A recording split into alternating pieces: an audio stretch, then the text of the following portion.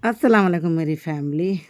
भाई एक भाई कमेंट कर रहे हैं, क्या कह क्यों आप पता नहीं, मत बोला करो ज़्यादा दीन वाली बन रही हो। मैं दीन वाली नहीं बनती, मेरे दिल में आता है, मेरा अल्लाह बुलवाता है। मैंने यही कहा था, फिरकों में मत बटो। अगर कब्र से या किसी मरे हुए किसी से मांगने का हक होता तो सबसे पहले हमारे अल्लाह के रसूल की कब्र बनती, उसमें वहाँ कब्रगाह बनाया जाता। अगर वो जायज़ होता तो पहले उनसे मांगा जाता।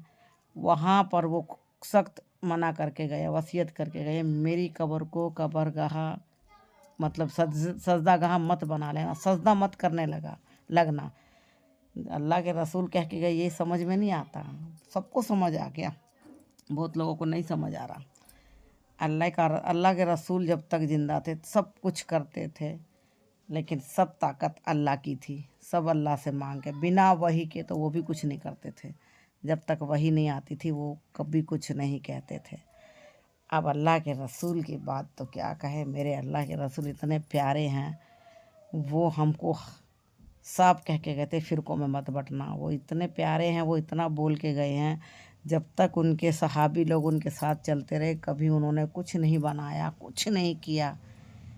हमारे हजरत बिलाल ने कभी कभी नहीं किया कुछ भी। अल्लाह के रसूल पर रो रो के अपनी जान छिड़कते थे, रोते थे, सब कुछ थे, लेकिन उनका दामन नहीं छोड़ा।